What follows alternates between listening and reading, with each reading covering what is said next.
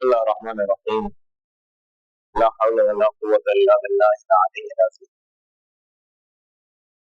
الحمد للہ رب العالمین وبہ نستعین اما بعد السلام علیکم ورحمۃ اللہ وبرکاتہ۔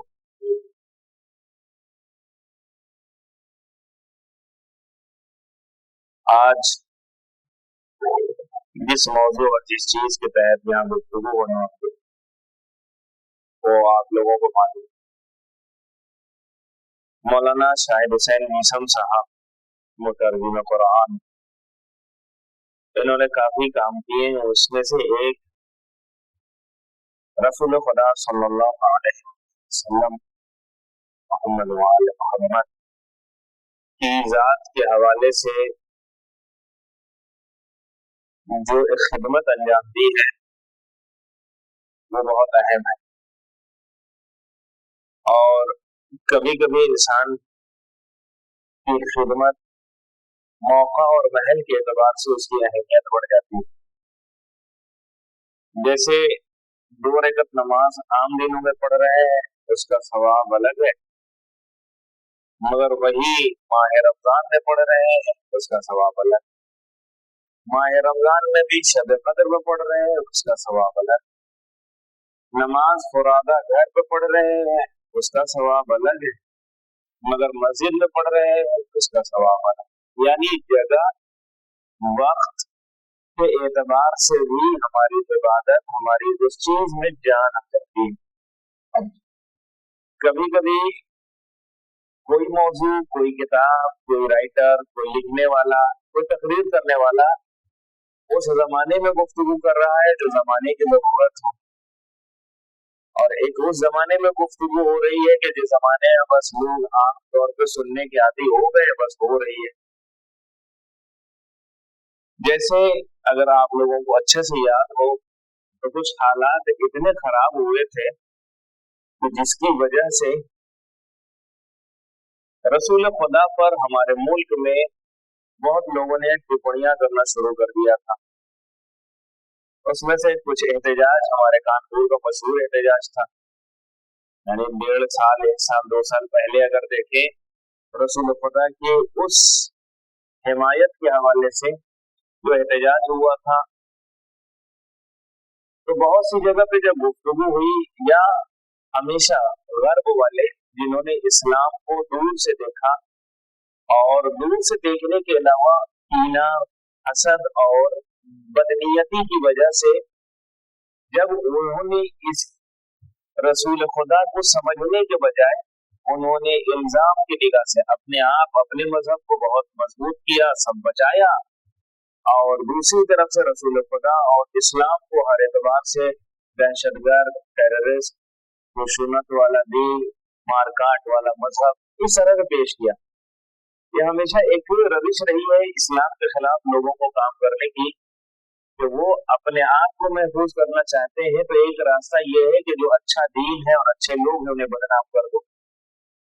ہر زمانے میں الگ الگ اینگل سے لوگ آتے رہتے ہیں، کوئی کچھ اپنوں میں سے ہوتے ہیں، کچھ غیروں میں سے ہوتے ہیں، مگر یہ ہمیشہ پلان لوگوں کا ہوتا رہتا ہے۔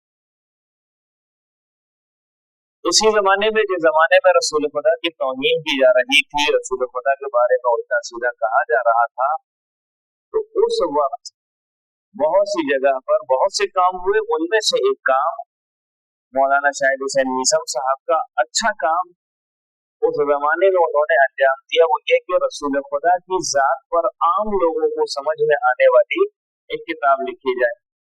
اچھا، جو کتابیں لکھی گئی ہیں وہ پہلے سے ہیں، یا فارسی میں ہے یا عربی میں ہے، یا مسلمانوں کے لیے لکھی گئی ہے، یا شیعہ والوں نے شیعوں کے لیے لکھا ہے، یا سنی برادران نے سنیوں کے لیے لکھا ہے۔ دوسروں کو سمجھانے کے لیے بہت کم کام ہوا۔ مولانا شاہد حسین میثم صاحب نے دوسروں کو سمجھانے کے لیے اس کتاب کی بنیاد رکھی۔ اسی لیے اگر آپ کتاب کا نام دیکھیں تو کتاب کا نام ہے حضرت محمد، اور ان کی حیات کے بارے میں جو گفتگو ہوگی اس میں 3 پہلو ہیں: زندگانی، سنتیں اور حدیثیں۔ یعنی اس پوری کتاب کا 3 हिस्से में मामला है। ये पूरी किताब 3 चीजों पर मुश्तमिल है। एक, रसूल खुदा की जिंदगी। अब ये जिंदगी कई हिस्सों में, खुद रसूल खुदा की जिंदगी, एक रिसालत के ऐलान से पहले की जिंदगी, जिसे आप बचपने से लेके 40 साल की उम्र को करा दीजिए। उसके बाद रसूल का वो 13 साल मक्के वाला दौर, फिर उसके बाद 10 साल का मदीने का दौर, और उस मदीने के दौर में भी जंगों में अलग अलग जंगे। तो इस किताब में फिर उसी का इन्होंने हिंदी में जीवन परिचय, तौर तरीके और कथन। दूसरा हिस्सा इन्होंने सुन्नतें, जो उमूमन जिक्र नहीं होती है हमारे माशरे और समाज में, सुन्नतें, रसूल ऐसा करते थे, रसूल ऐसा बैठते थे, रसूल ऐसा अमल करते थे। यानी जब हमारे यहाँ किसी बड़े इंसान का जब तज़किरा होता है तो हम लोग उसकी आम चीजों के बारे में जान ही नहीं पाते।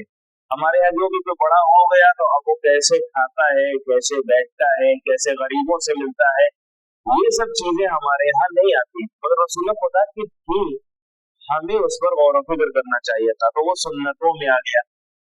हदीसें जो रसूल खुदा की, वो हदीसें जो बहुत अहम, जो इंसानियत को मदरू कर रही हो, दावत दे रही हो, वो हदीसें। यानी 3 चीजों पर मुश्तमिल ये किताब है, जिंदगानी, सुन्नतें और हदीसें।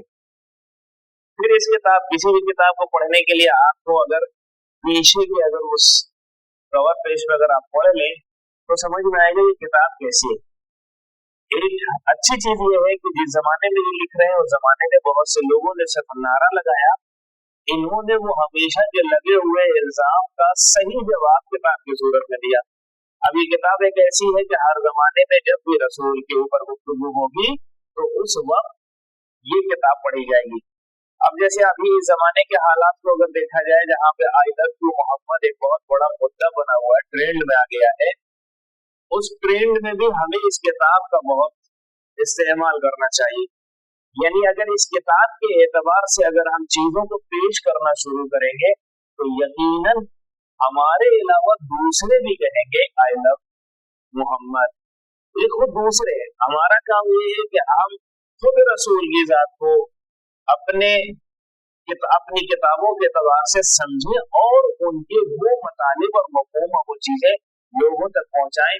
जैसे हम आम लोगों को एक पैगाम दे सकते हैं और बहुत बड़ा पैगाम, जितने भी दबे कुचले कमजोर ज़लील जो बड़े बड़े उद्योगपति मक्कार जालिम के हाथों रौंदे जा रहे हैं, एक बहुत बड़ी आबादी 80-90% पूरी दुनिया की आबादी, जो 10% उद्योगपति जालिम हाकिम और मक्कार लोगों के हाथों से कुचले जा रहे हैं, उन्हें दबाया जा रहा है। ऐसे लोगों की आवाज को बुलंद करने वाली जो जात थी वो रसूल खुदा की जात थी। अगर हम ये दुनिया के सामने ये मैसेज दे दें कि रसूल खुदा हर कमजोर का सहारा बनने के लिए आए थे, तो बात यहाँ मजहब की नहीं है कि जो कलमा पढ़ रहा है वही को साथ देगा ना। जो भी कमजोर है वो रसूल को अपना आइडियल माने। पूरी दुनिया में औरतों के हुकूक पे बात करने वाले अलग अलग इदारे बनाए गए, लिखित में कुछ लिखा गया, अमल में कुछ और। औरतों को समझाया गया कि तुम्हारे हम हमदर्द हैं, लेकिन औरतों का हमेशा मिसयूज किया गया। औरतों के हक की आवाज को बुलंद करने वाली जात अगर पूरी तारीख में आदम से लेकर खातम और आज तक अगर सबसे अहम शख्सियत की गुजरी है तो वो रसूल खुदा की जात। इंसाफ, जितने भी लोग हैं जिनका हक मारा जा रहा है, जिनकी आवाजें सुनी नहीं जा रही है, जज नहीं आवाजें सुन रहा है, वकील आवाजें नहीं पहुंचा रहे हैं, कोर्ट कचहरी बिक गया है, जहां कोई इंसाफ नहीं मिल रहा है, ऐसे लोगों को जो इंसाफ की तलाश में है, उनकी आवाज को आगे बढ़ाने वाली जो जात थी, उनको सही इंसाफ दिलाने वाली जात वो रसूल अकरम की जात है। अगर हम इस तरह से रसूल अकरम की जात को पेश करें तो सिर्फ शिया सुन्नी मुसलमान नहीं, हर इंसान ये कहता हुआ नजर आएगा आई लव यू मोहम्मद। ये हर इंसान कहता हुआ नजर आएगा।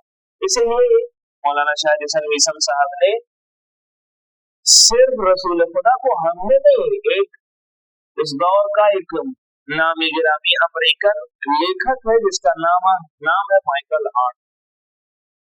उसने जब एक किताब लिखी द 100,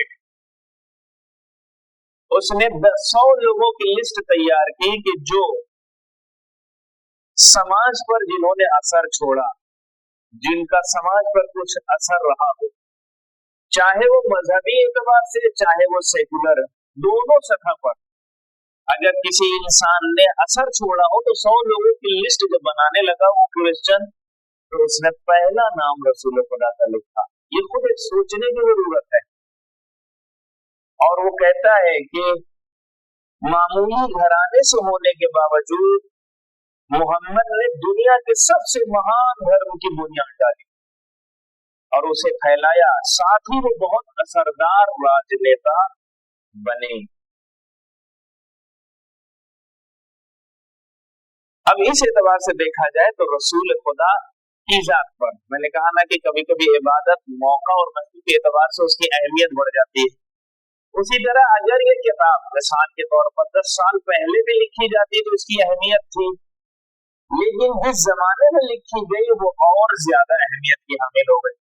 और जिस जमाने में हम लोग अभी जिंदगी गुजार रहे हैं तो एक मौलाना शाह हसन मीसम साहब जैसी शख्सियत ने एक किताब लिख दी रसूल खुदा के हवाले से, बेहतरीन किताब। अब हम लोगों की जिम्मेदारी है कि हम अपना चलते उठते फिरते अपने दोस्तों में, नॉन मुस्लिम दोस्तों में, गैर शिया दोस्तों में, हम इस किताब को वहां तक पहुंचाने की कोशिश करें कि हाँ, एक इंसान ने मेहनत करके इस चीज को हमारे सामने रख दिया है, हमारी जिम्मेदारी है कि हम लोगों तक पहुंचाएं। यानी इस किताब को लोगों तक पहुंचाने की जिम्मेदारी अब हमारी है। इस किताब में हमने कहा 3 हिस्से हैं। एक बहुत बड़ा हिस्सा जो रहेगा वो उनकी जिंदगानी, जो 40 साल पहले की जिंदगी, और फिर मक्के की जिंदगी, और फिर मदीने की जिंदगी। उसके पहले ही इस लफ्ज में यानी अपनी बात में उन्होंने कुछ चीजों की तरफ इशारा किया। पहली बात उनकी ये है कि उन्होंने कहा, और ये बात सही भी है, जितने भी दुनिया में असरदार नेता आए हैं, जितने भी लोग हैं जो गुजरे, जिन्हें असरदार नेता के नाम पर याद किया जाता है, उनमें अकेले रसूल खुदा की जात ऐसी जात है कि जिनके बारे में जितनी डिटेल हमारे पास मौजूद है उतना किसी के बारे में नहीं। दुनिया के किसी भी आदमी का आप नाम लीजिए, उसकी जिस वक्त उसने काम किया, एहतजाज किया, उसका अगर जवानी का हिस्सा मौजूद है, बचपना गायब है, बचपना मौजूद है, जवानी गायब है, या पहले लोग उसको जानते ही नहीं थे, ये बहुत सी चीजें। मगर रसूल खुदा के बारे में जितनी चीजें मौजूद हमारे पास है उतना किसी भी दुनिया के किसी भी इंसान के बारे में नहीं मौजूद है। उनका बचपना, जवानी, बुढ़ापा किन हालात में गुजारा, उन्होंने अपने जरिए लाए हुए दीन इस्लाम और कुरान का प्रचार कैसे किया, उनकी अहम तालीमात क्या थी, उनका उठना बैठना रहना सहना, उनकी पसंद नापसंद क्या थी, बहुत सी चीजें ये आपको अलग अलग उन्वान से हमें किताबों में मिल गए। अच्छा, दूसरी बात ये है, ये कह रहे हैं कि ऐसा नहीं है कि रसूल खुदा 1400 साल पहले के लिए आए थे तो उस जमाने के लिए ये लोगों के लिए बहुत जरूरी था कि उनकी जिंदगी को पढ़े, उनके बारे में मालूमात हासिल करें, उनको देखें। सिर्फ ऐसा नहीं है, बल्कि कुरान जो आया, जो रसूल आए, उनकी 1400 साल पहले वाली जिंदगी ही हमारे लिए इस जमाने में भी नमूना और आइडियल के तौर पर है। यानी सिर्फ वो जमाने के लिए नहीं है। इसलिए कुरान ने कहा है कि रसूल की जिंदगी तुम्हारे लिए, उनकी जिंदगी में तुम्हारे लिए नमूना अमल है, उसमें हसना करार दिया है। यही नहीं, सिर्फ रसूल की जिंदगी नहीं, बल्कि जो रसूल दीन लाए हुए थे, वो दीन भी हमारे लिए इस जमाने में भी वही काम अंजाम दे रहा जो रसूल की जिंदगी में था। अच्छा, जो दीन हम तक पहुंचा है वो भी रसूल ही की बताई हुई चीज है, फरमाई हुई चीज, की हुई चीज, जो लोगों के सामने उन्होंने अंजाम दिया, जो बोला वही, उसी को कौले हदीस, कौले मासूम, फेले मासूम, तकरीर मासूम कहते हैं। और जो दीन उन्होंने दिया, जो इस्लाम दिया, वो भी मुकम्मल दीन दिया। और कुछ शायद भाई यही पे लिखते हैं कि मैं मुकम्मल दीन के हवाले से मुझे अपना ही एक वाक़या याद आ गया। और वाक़या ये है कि एक मतलब उनको इंटरव्यू में बुलाया गया, रेडियो पे कुछ प्रोग्राम था अमेरिका ही में। उसमें पहले से एक यहूदी का आलिम बैठा हुआ था, एक ईसाइयों की तरफ से एक आलिम। उन लोगों ने आपस में पहले ही से सेट कर लिया था मामला, तो वो जो आएगा तो उस मुसलमान को हम लोग पहले ही पछाड़ देंगे। और ये सोच के जैसे ही कहा ये पहुंचे हम, अभी हमने सांस भी नहीं ली थी, उसके फौरन बाद उन्होंने सवाल कर दिया। अभी बैठे ही थे, उन्होंने सवाल ये कर दिया कि जो औरतों पे जुल्म हो रहा है, उनका बाप कैद खाना इधर, ये मुद्दा छेड़ दिया। तो मौलाना शाहिद हुसैन मीसम साहब की जहाँ बहुत सी खूबियां, उसमें से एक खूबी ये है कि ये मुनाजरे के भी अच्छे माहिरीन में से अल्लाह ने इनको वो तौफीक दी है। तो फौरन इन्होंने कहा अच्छा मैं आपके सवाल का जवाब दे दूंगा, पहले मेरा एक सवाल है। और ये बहुत अच्छा तरीका होता है मुनाजरा करने का। हम कहीं पहुंचे और पहले से प्लान उन लोगों ने रखा है कि ये सवाल करेंगे, इसमें वो अटक जाएंगे, फिर दूसरा तीसरा एक साथ कर देंगे, उसी में वो उलझे रहे और हम उसमें अंदर अंदर दिफा करते रहे। पहला खत्म हुआ, दूसरा आ गया, तीसरा। ये तरीका यही है कि जैसे ही उसने कहा, इन्होंने कहा मैं आपसे एक सवाल पहले करता हूँ, आपके सवाल का मैं जवाब जरूर दूंगा, मगर मेरा एक सवाल है। उन्होंने कहा आप अपने मजहब के एतबार से बताइए कि एक औरत के लिए आपके मजहब ने किस लिबास की ताकीद किया। आप कह रहे हैं आपका दीन मुकम्मल दीन है, हर चीज में आपका दीन आपको सपोर्ट करता है, आपका दीन हर एतबार से मुकम्मल है, तो आप दीजिए। वो दोनों से जब सवाल इन्होंने किया तो वो दोनों खोजते रह गए और आखिर में उनका जवाब ये आया कि हमारे दीन में औरत को लेकर किसी खास लिबास की ताकीद नहीं है। तो फिर वहीं पे यानी पूरे मफहूम को मैं जिक्र कर रहा हूँ। फिर उसी के बाद जब आप कह रहे हैं कि आपका दीन कंप्लीट है और जब औरत के बारे में कुछ भी नहीं है यहाँ कि उसका लिबास कैसा हो, तो फिर आप हमारे ऊपर क्यों उठा रहे हैं कि औरत का ये हिजाब सही नहीं है, ये सही नहीं है, वो सही नहीं है। ये एक अकली मंतकी जवाब दिया। उसके बाद इसी किताब के मुकदमे में उन्होंने कहा कि मैं ये नहीं कहता, जो लोग इस्लाम के खिलाफ उंगलियां उठाते हैं उनसे हम ये कहना चाहते हैं कि रसूल की जिंदगी को ये दूसरे मजहब और तासुब के चश्मे को उतार के पढ़ें, एक मर्तबा मुतालिया करें, समझें, खुले दिल से समझने की कोशिश करें। आए देखें, हाँ ये भी सच्चाई है कि इतने बेहतरीन रसूल खुदा होने के बावजूद, बेहतरीन नबी होने के बावजूद, बेहतरीन पैगंबर होने के बावजूद इन्हीं के खिलाफ सबसे ज्यादा प्रोपगेंडा किए गए, इन्हीं के खिलाफ ज्यादा अफवाहें फैलाई गई, इन्हीं के कैरेक्टर के ऊपर बहुत से सवाल उठाए गए। इसकी दो वजह है। इन्होंने कहा दो वजह में से पहली वजह ये है कुछ बाहरी लोगों ने, उन लोगों ने दूसरों की सुनी सुनाई पर अमल कर लिया। उन्होंने तहकीक की नहीं, किसी ने कुछ कहा वो बस उसी को मानते चले गए। मिसाल दे रहा हूँ कि जैसे कहा गया जितने भी ये मुसलमान ही दहशतगर्द होते हैं, ये कह दिया गया। एक ही जमाने की मिसाल के कान सुनी सुनाई पर बस जितने भी मुसलमान है वही दहशतगर्द होते हैं, ये कह दिया गया। मगर अब आज देखें कहाँ मुसलमान तो मार खा रहा, मगर दहशतगर्द क्या कोई इजराइल को कह पा रहा, कोई नेतन्याहू को कह पा रहा? ये सुनी सुनाई पर लोगों ने, उनकी वजह से नफरत फैल गई। दूसरे लफ्जों में वो कुछ शरारती लोगों के बहकावे में आ गए। एक और दूसरा ये है कि क्यों रसूल के लोग तौहीन करने लगे, दूसरे खुद अपने में। हमारे यहाँ कुछ लोग बिक गए, समझ मुसलमान दूसरों के हाथ लग गए, इंसानियत के दुश्मनों के साथ मिलकर ऐसी हरकतें की कि इस्लाम बहुत बदनाम हो गया। जैसे रसूल खुदा के खिलाफ जो किताबें लिखी गई उसमें से रंगीला रसूल के बाहर वाले ने नहीं लिखा, मुसलमान ने लिखा। रसूल खुदा के ऊपर तौहीन के अल्फाज वो ज्यादातर जो लिखे गए उसके अंदर वो हदीसें रखी गई वो मुसलमानों ने किया।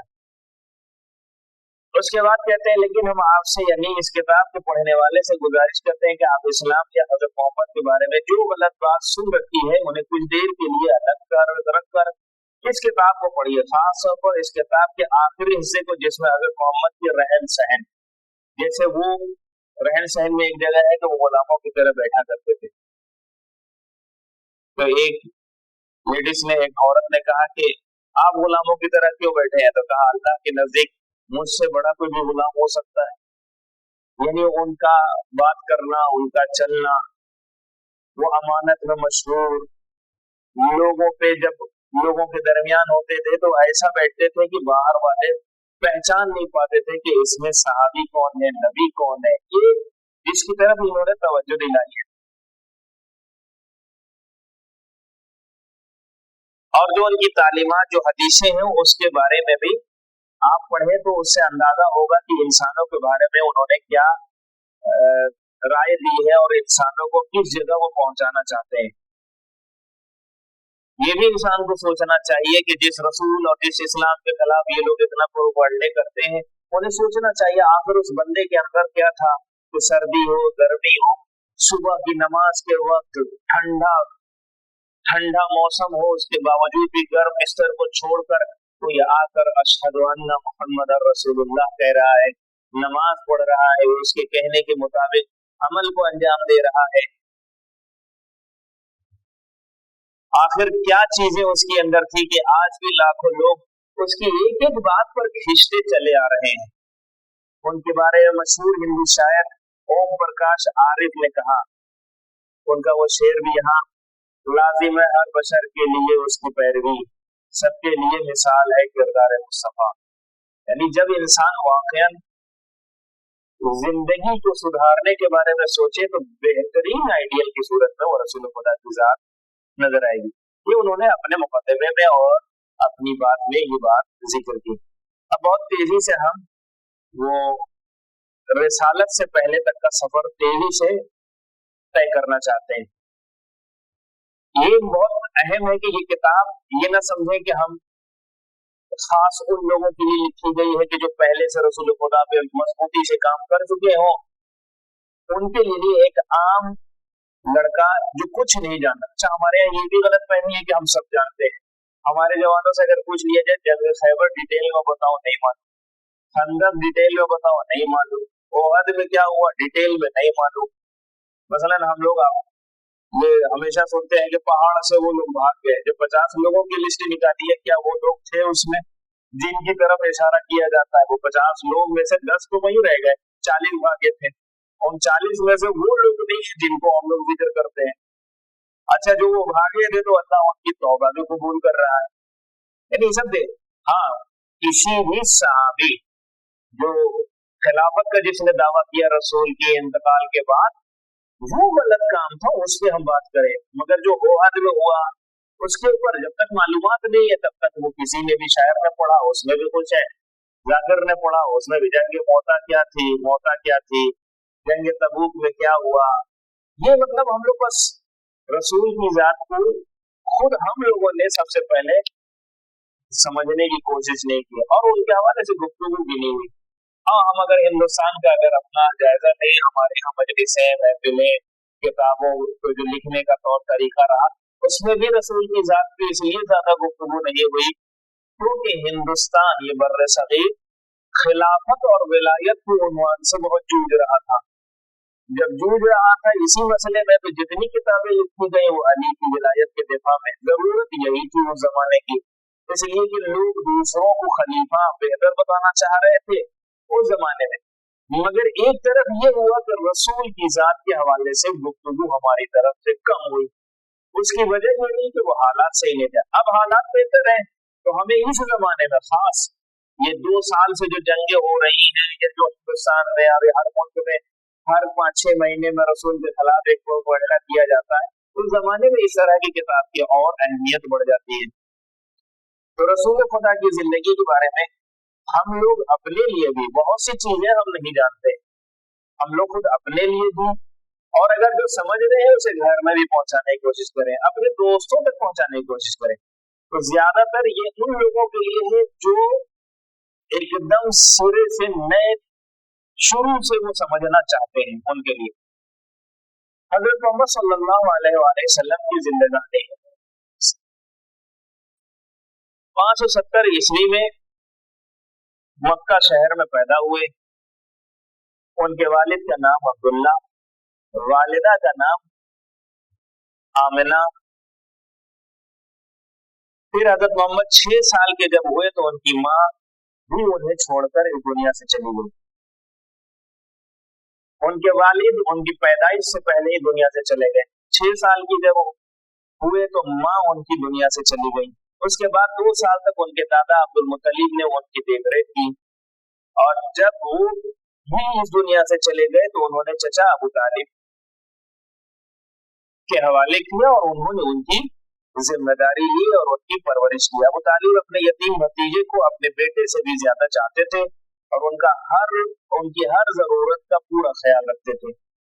यानी अगर खुलासा किया जाए तो 6 साल वालिदा, 2 साल और दादा, 8 साल के बाद से लेकर एक बहुत बड़ा अरसा वो रसूल खुदा की देखभाल की जिम्मेदारी वो जनाब अबू तालिब ने ली। हजरत मोहम्मद का नाम रखा जाना, हजरत मोहम्मद की पैदाइश के 7वें दिन उनके दादा अब्दुल मुत्तलिब ने एक जश्न रखा और मक्का के बहुत से लोगों ने उसमें शिरकत की। उसी मौके पर उन्होंने नौमौलूद बच्चे का नाम मोहम्मद रखा। ये खुद एक बहुत अहम है कि उनके दादा ने उनका नाम रखा। मोहम्मद लफ्ज का मतलब क्या होता है? वो जिसकी तारीफ की जाए। जब लोगों ने अब्दुल मुत्तलिब से पूछा कि अपने बच्चे का नाम मोहम्मद क्यों रखा, तो उन्होंने जवाब में कहा, मैं चाहता हूं कि उसकी तारीफ जमीन और आसमान में की जाए। हजरत मोहम्मद की पैदाइश के वक्त अजीब व गरीब वाकयात को पेश आना। जब रसूल खुदा की पैदाइश हुई उस वक्त अजीब व गरीब दुनिया के अंदर वाकयात हुए। उसमें से एक वाकया जो ईरान का रहा, 2 वाकया ईरान का। हजरत मोहम्मद की पैदाइश के वक्त दुनिया में कुछ ऐसे वाकयात आए जिससे भी लोग हैरान हो गए। मिसाल के तौर पर ईरान के बादशाह अनुशरवान की, जिसे खुसरो कहकर पुकारा जाता था, उसके महल के कंगूर अपने आप टूट गए। इसी तरह ईरान में एक वाकया और पेश आया। वहां पर आग की पूजा करने वालों के मंदिर में वो आग जो 1000 साल से जल रही थी अपने आप बुझ गई। यानी जिस वक्त रसूल खुदा पैदा हो रहे हैं उस वक्त खुसरो का जो महल है उसके कंगूरे टूट रहे हैं। जो ये ज़रतुश्ती लोग जो आग की पूजा कर रहे हैं, उनके 100 साल से जो आग जल रही थी वो आग बुझ गई। खुद मक्का शहर में मूर्ति पूजा करने वालों की वो मूर्तियां जो दीवारों पर लगी थी जमीन पर गिर पड़ी। इन तमाम हैरत अंगेज बातों से लोगों ने समझ लिया कि आगे चलकर हजरत मोहम्मद दुनिया वालों की को जालिम व बेरहम बादशाह के चुंगल से आजाद कराएंगे। उन्हें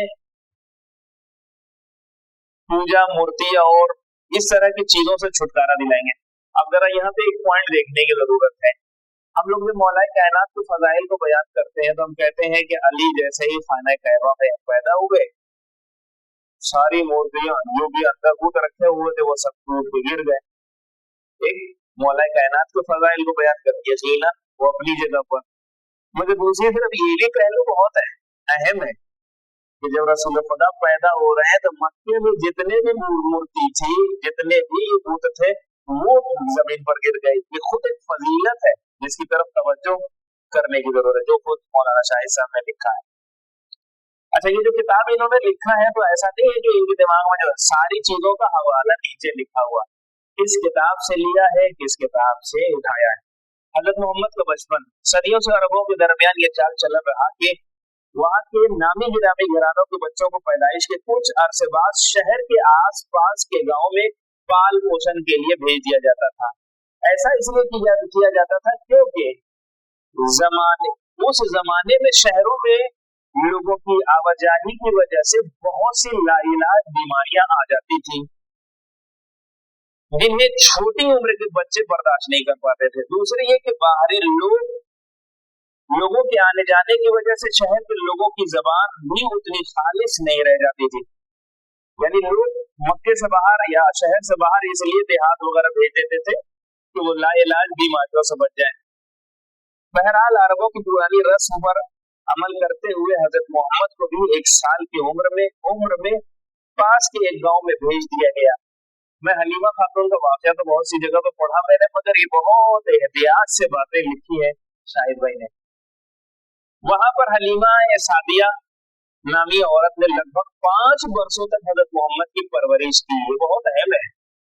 और वो जो दूध वाला वाकया पेश किया जाता है उसको और इसको बहुत एहतियात से इन्होंने हजरत मोहम्मद की परवरिश की। यही वजह है कि हलीमा सादिया को हजरत मोहम्मद की मुंह बोली माँ कहा जाता है। इन 5 वर्षों के दौरान एक ऐसा वाकया पेश आया कि जिससे एक दिन मोहम्मद के यहाँ बयान करना बेहद मुनासिब होगा। हलीमा सादिया कहती है कि एक दिन मोहम्मद ने मुझसे कहा कि वो भी मेरे बेटों के साथ जंगल में जाना चाहते हैं। मैंने मोहम्मद को इजाजत तो दी थी, मगर ये सोचते हुए कि बच्चों को वापस आते रात हो जाएगी और मोहम्मद को कोई नुकसान ना पहुंचे, मैंने उनके गले में एक यमनी पत्थर बांध दिया। हमारे कबीले में एक बच्चे की हिफाजत के लिए किया जाता था ये काम। लेकिन तभी मोहम्मद ने मुझसे पूछा, माँ ये हरा पत्थर कैसा है? मैंने कहा ये तुम्हारी हिफाजत के लिए। इतना सुनते ही मोहम्मद ने वो पत्थर गले से उतारकर फेंक दिया और कहा, माँ घबराने की जरूरत नहीं, मेरी हिफाजत करने वाला कोई और है जो हर वक्त मेरी हिफाजत करता है। यानी कोई बहुत बुनियादी चीज है। बहरहाल मैं आपको इसी तरह गुजर रहा हूँ। ये बहुत इस तरह के पॉइंट्स फिर मौला कायनात के फजाइल, वो कल इधर को चीरना और ये वो जो रस्म और रवाज था, रसूल की जात में भी वो सब चीजें नजर आ रही। फिर जब हजरत मोहम्मद की उम्र लगभग 5 साल से कुछ ज्यादा हुई तो हलीमा सादिया उन्हें उनके कलावे वगैरह का जो मामला है, अरे कलावे वगैरह का मामला है, बहुत सी चीजें हैं। फिर जब हजरत मोहम्मद की उम्र लगभग 5 साल की हुई तो हलीमा सादिया अब्दुल मुत्तलिब और उनकी सगी मां आमिना के पास ले आई। कुछ अरसा गुजरा तो अब्दुल मुत्तलिब ने आमिना से कहा वो बच्चे को लेकर उसके बाप की कब्र पर जाए और फिर नजदीक में अब्दुल्ला की कब्र देख ली। अब्दुल्ला की कब्र मक्का में थी, वो वहां पर 1 साल के आसपास वो लोग रहे। ये बात अब ज्यादा इस तरह 6 साल की उम्र में हजरत मोहम्मद ने अपनी माँ को भी खो दिया। बचपन में भेड़े चरा, वो भेड़ चराना मक्का लौटने के बाद हजरत मोहम्मद अपने दादा अब्दुल मुत्तलिब की सरपरस्ती में जिंदगी गुजारने लगे। इस दौरान वो मक्के के दूसरे बच्चों की तरह भेड़ और बकरी चराने लगे। फिर तो अक्सर ऐसा होता था कि वो भेड़ों के झुंड को चरता हुआ छोड़कर किसी सायेदार पेड़ के नीचे या किसी गुफा के दरवाजे पर बैठकर इस कायनात की चीजों को देर तक देखते और उनके बनाने वाले के बारे में गौर फिक्र करते। खुद हजरत मोहम्मद अपना बचपन चरवाहे के तौर पर बिताने पर बड़ा फख्र करते महसूस करते। मेरे रसूल नाज करते थे कि हमने बचपने में भेड़ बकरी को चराया है। अब वो ये भी कहा करते थे कि अल्लाह ने कोई ऐसा पैगंबर नहीं भेजा जो चरवाहा ना रहा हो। पैगंबर मूसा एक चरवाहे थे, पैगंबर दाऊद भी एक चरवाहे थे। हम लोगों के दौर पर अगर ये काम होने लगे तो लोग नाराज हो जाएंगे, देखिए हमने भेड़ बकरी चरवा रहा है। अच्छा वही कुर्बानी का जब जानवर लेके आते हैं 3 दिन लोग चराने जाते हैं, 2-3 दिन पहले लेके आए। वही तो कह रहे हैं, वही कह रहे हैं कि ये अच्छा काम था बहरहाल उस जमाने के एतबार से। अच्छा इसके पीछे कई वजूहात भी, नबियों का, रसूल खुदा का इस तरह से करना। 12 साल की उम्र में सीरिया का सफर, हजरत मोहम्मद अपने चचा अबू तालिब के साथ सीरिया का सफर कर रहे हैं। अच्छा ये भी बहुत बातें इसके अंदर हैं। दिनों मक्का के लगभग सभी व्यापारी साल में एक बार सीरिया का सफर करते थे। एक साल जब दूसरे व्यापारी के साथ अबू तालिब ने सीरिया जाने का इरादा किया तो हजरत मोहम्मद ने भी उनके साथ जाने की ख्वाहिश जाहिर की। पहले तो अबू तालिब ने यही सोचा था कि वो हजरत मोहम्मद को मक्का में किसी के हवाले करके चले जाएंगे, मगर जब भतीजे ने इसरार किया तो अबू तालिब ने उन्हें साथ ले लिया। लिखा है कि उस वक्त हजरत मोहम्मद की उम्र लगभग 12 साल थी। जब व्यापारियों का काफिला बुसरा नामी जगह पर पहुंचा तो एक वाकया पेश आया। अबू तालिब ने आगे जाने का इरादा छोड़ दिया, भतीजे को लेकर मक्का वापस आ गया। हुआ क्या, दूसरा नामी जगह पर एक ईसाई सन्यासी रहता था जिसका नाम बाहिरा, शाहिर ने लिखा है बहीरा बहीरा था। जब व्यापारियों के काफिले में उसकी निगाह हजरत मोहम्मद पर पड़ी तो उसने लोगों से पूछा ये बच्चा किसका है? तो लोगों ने कहा ये अबू तालिब का भतीजा है। उस सन्यासी ने अबू तालिब से कहा तुम्हारे इस बच्चे का मुस्तकबिल बहुत रोशन है। वो ये वही पैगंबर है जिसके बारे में हमारी किताबों में मौजूद है, तौरेत और इंजील जैसी किताबों में मौजूद है। मैंने आने वाले पैगंबर की जो जो निशानियां अपनी मजहबी किताबों में पढ़ी हैं वो सब इस बच्चे में मौजूद है। तुम इसे दुश्मन की निगाहों से बचा कर रखना, यानी वो कह भी रहा है कि दुश्मन की निगाहों से बचा कर रखना। और ये भी कह रहा है अगर यहूदी कौम इसे देख ले तो और पहचान लिया तो वो इसे कत्ल कर देंगे, यानी ये भी कह रहा है कि यहूदी इसे छोड़ेंगे नहीं। उस ईसाई की बात सुनते ही अबू तालिब फौरन वो पूरा सफर सीरिया का करना था वो आधे ही रास्ते से वापस हो गए। जवानी के कुछ किस्से। हजरत मोहम्मद अपनी जवानी के जमाने में भी कुछ ऐसे वाकयात पेश आए कि मौजूद गैर मामूली तौर पर देखा जाए।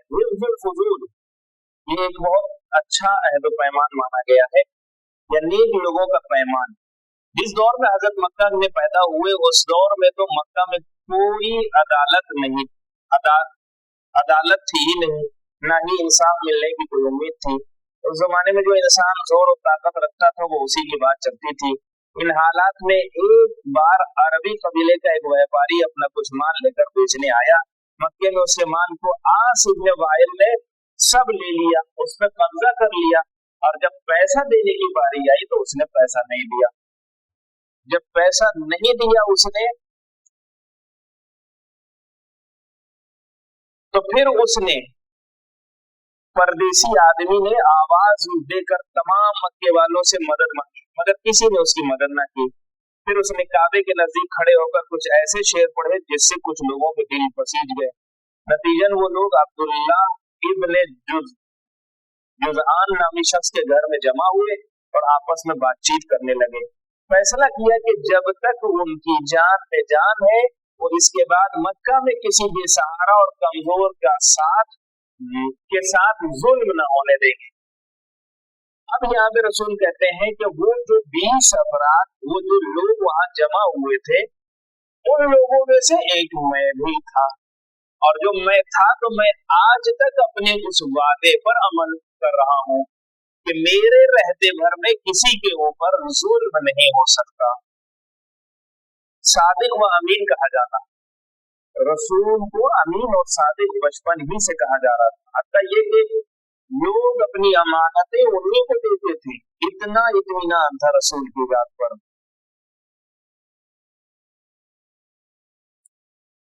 जैसा लोग अमानत दे के जाते थे वैसा ही लोग जब वापस आते थे तो वैसा ही उनको मिलता था। हजरे अस्वद पे काले पत्थर का लगाना ये तो आप लोग सुनते रहते हैं। एक मर्तबा इसकी भी डिटेल बहुत अच्छी है। मक्के में बहुत बारिश हुई जिसके नतीजे में बाढ़ आ गई। उस जमाने में खाने काबा, चूंकि काबा एक ऐसी वादी में मौजूद था जो चारों तरफ से पहाड़ियों में घिरा हुआ था, इसलिए बाढ़ के पानी से काबे को भी बहुत नुकसान हुआ। उन दिनों काबा लकड़ी के तख्तों से बना होता था। उन दिनों बाढ़ खत्म हुई तो लोगों ने तय किया कि वो काबे को ढाकर उसे नए सिरे से बनाए। फिर जब नई दीवारें बन गई, हजरे असवद रखने की बात आई। जब हजरे असवद रखने की बात आई तो लोग झगड़ा करने लगे। अब लोग कहने लगे कि जो कबीला अगर रख देगा उसका नाम ऊंचा हो जाएगा, फला कबीला फला। लोग अपने फख्र का जरिया समझ रहे थे और इख्तलाफ हो गया। जब इख्तलाफ हो गया तो अब ये हुआ कि उसमें से पूछा गया जो सबसे बूढ़ा एक शख्स था, उसने एक मशवरा दिया। उसने कहा कल सुबह उस दरवाजे से जो पहला इंसान आएगा, जो वो फैसला करेगा उसी फैसले को माना जाएगा। लोग रात भर बेचैन रहे, इंतजार करते रहे सारे कबीले वाले। जब सुबह हुई तो जो पहला शख्स आया, जब नजदीक आया तो उन लोगों ने क्या देखा, ये कोई और नहीं, ये खुद रसूल खुदा, यानी हम रसूल खुदा कह रहे, वो उनकी जबान में जो आ रहा है वो अमीन है और सादिक है। जैसे ही देखा फौरन सबने कह दिया अब जो ये फैसला करेगा वही हम मानेंगे। रसूल को बुलाया गया, रसूल को बताया गया, रसूल ने उसका हल क्या निकाला। रसूल ने कहा एक चादर लाओ, एक चादर मंगाकर उस चादर के ऊपर वो पत्थर रखा, हर कबीले के लोगों से कहा कि तुम एक कोना पकड़ लो, तुम एक कोना पकड़ लो। इस तरह से सारे कबीले वालों ने उठाकर खाने काबा के नजदीक लाकर रखा। जब वहां आ गया तो उसके बाद रसूल अपने हाथों से उठाकर उन्होंने हजर अस्वद को खाने काबा की दीवार पर रख दिया। यानी इस तरह से वो अपने उस बचपने में और अपने उस जमाने में भी लोगों के दरमियान इस तरह से जगह बनाए थे कि इतना अमीन और इतना सादिक है। हजरत मोहम्मद के वास्ते और वसीले से बारिश होना ये भी बहुत है। जो लोग अबू तालिब के ईमान पर सवाल करते हैं ये वाकया बहुत अहम है। हजरत मोहम्मद की जवानी का जमाना था, एक बार शहर मक्का में सूखा पड़ गया, बहुत अरसे तक बारिश नहीं हुई, लोग प्यास से तड़पने लगे, मवेशी जानवर मरने लगे। जब हालात बहुत खराब हो गए तो मक्का वालों ने फैसला किया कि वो एक जगह जमा होकर अपने अपने खुदाओं को पुकारें और बारिश के लिए कहें। किसी ने दूसरे बुत को, मगर बारिश नहीं हुई। बहुत से बुतों को पुकारा गया मगर बारिश नहीं हुई। आखिर में एक शख्स बूढ़ा जो था वो बोला हम सब जरूर सच्चे रास्ते पर नहीं है वरना बारिश जरूर होती। उसके बाद उसने सलाह दी कि हम सबको पैगंबर इब्राहिम और पैगंबर इस्लाम की नस्ल से किसी बुजुर्ग इंसान के पास, पैगंबर इस्माइल की नस्ल से किसी बुजुर्ग इंसान के पास जाना चाहिए, उससे दुआ करने के लिए कहना चाहिए। सबने पूछा क्या तुम्हारा मतलब अबू तालिब है? उसने कहा हाँ। फिर सब मिलकर अबू तालिब के पास गए। उन्होंने कहा बारिश के लिए अपने खुदा से दुआ कीजिए। जनाब अबू तालिब ने किया अपने भतीजे को लेकर आए, खाने काबा की दीवार से रसूल खुदा को लगाया, फिर हाथों को उठाया, रसूल खुदा का वास्ता देखा, अब जो दुआ की है तो बारिश हो गई। तो यहाँ पे ये पॉइंट जो लोग अबू तालिब के ईमान पर सवाल करते हैं, उस जमाने में मक्के के लोग रिसालत का ऐलान करने से पहले अबू तालिब को कह रहे हैं कि ये मजहब इब्राहिम और इस्माइल पर है, ये दीन इब्राहिम और इस्माइल पर है। लोगों को अपना दीन साबित करना चाहिए था, जो खुद पहले ही से दीन इब्राहिम और दीन इस्माइल पर है, उसके लिए ये सवाल ही बेकार है। जैसे अबू तालिब ने दुआ की, वास्ता देकर फौरन वो दुआ कबूल हुई और ऐसी बारिश हुई कि हर तरह की जो मुश्किल थी वो दूर हो गई। अब यहाँ सीरिया का दूसरा सफर। हजरत मोहम्मद के चचा अबू तालिब चाहते थे कि वो अपने भतीजे को कोई ऐसा कारोबार करा दे जिसकी वजह से उनकी जिंदगी आसानी से गुजर जाए। दूसरी तरफ उस जमाने में मक्का में एक औरत थी जो जनाब खदीजा, और सबसे मालदार, सबसे ज्यादा उनका कारोबार। खदीजा बहुत पैसे वाली थी, उनका शुमार मक्के के मशहूर ताजिरों में होता था। वो अपने तिजारती काफिले दूर दराज के इलाके में भेजा करती थी। अबू तालिब अक्सर उनके तिजारती काफिले के सरदार हुआ करते थे, यानी खुद जनाब अबू तालिब जनाब खदीजा के तिजारती काफिले के सरदार हुआ करते थे। एक बार किसी ने खदीजा को बताया कि अबू तालिब का भतीजा मोहम्मद इन दिनों मक्का में बहुत मशहूर हो रहा है। ये सुनकर खदीजा ने फैसला किया वो हजरत मोहम्मद को भी अपने तिजारती काफिले में शामिल करेंगे। उन्होंने अबू तालिब से अपनी ख्वाहिश जाहिर की। अबू तालिब ने जाकर भतीजे से कहा, भतीजे को समझाया बहुत अच्छा मौका है, इसलिए वो खदीजा से तिजारती काफिले में शामिल होने के लिए हाँ कहते। हजरत मोहम्मद ने चचा का कहना मान तो लिया, मगर कहा, रसूल ने क्या कहा कि मैं जाऊंगा जरूर तिजारती काफिला लेकर, मगर मेरी एक शर्त है। मेरी शर्त ये है कि वो खदीजा अपना कोई खास गुलाम जिसके अंडर में वो सारी चीजों को देकर भेजे, मैं सारी चीजों की निगहबानी के लिए फिर चला जाऊंगा। यानी उस चीज की देखभाल जिस पर उनको भरोसा है। ऐसे ही हुआ, वो रसूल खुदा गए, सीरिया का सफर हुआ, वापस आए तो हमेशा के मुकाबले में 2 गुना उसमें तरक्की हुई, 2 गुना उसमें फायदा हुआ। जब वो गुलाम वापस आया तो उसने और भी खदीजा से उनके बारे में जिक्र किया कि वो मामूली इंसान नहीं है। और फिर वही वाकया कि जो वो ईसाई सन्यासी से मिले थे तो उसमें वो उसने कहा कि इसके अंदर, इस जवान के अंदर वो सारी खूबियां पाई जाती हैं जो आने वाले पैगंबर के अंदर है। इस तरह की चीजों को पेश किया। हजरत रसूल खुदा को 2 बेटे दिए, एक का नाम कासिम और दूसरे का नाम अब्दुल्ला। कासिम और अब्दुल्ला ये दोनों बेटे बचपन में ही दुनिया से गुजर गए। मगर जो बेटियों की तादाद है तो बहुत से लोगों ने 4 बेटियां बताई, मगर वो रिवायत में इख्तलाफ है, और जिन लोगों ने 4 बेटियां बताई उसकी दलील कोई अहम दलील नहीं है। हाँ, अगर कुरान, अहादीस, तारीख से अगर साबित किया जाए तो रसूल ये जनाब खदीजा की बेटियों में सिर्फ तादाद में एक ही बेटी साबित हो सकती है। उनके मुंह बोले बेटे जनाब जैद का जो वाकया है, जनाब खदीजा और हजरत मोहम्मद की शादी हो गई, उनके घर बेटा तो पैदा हुआ, लेकिन वो दोनों बेटा बचपने ही में दुनिया से गुजर गए।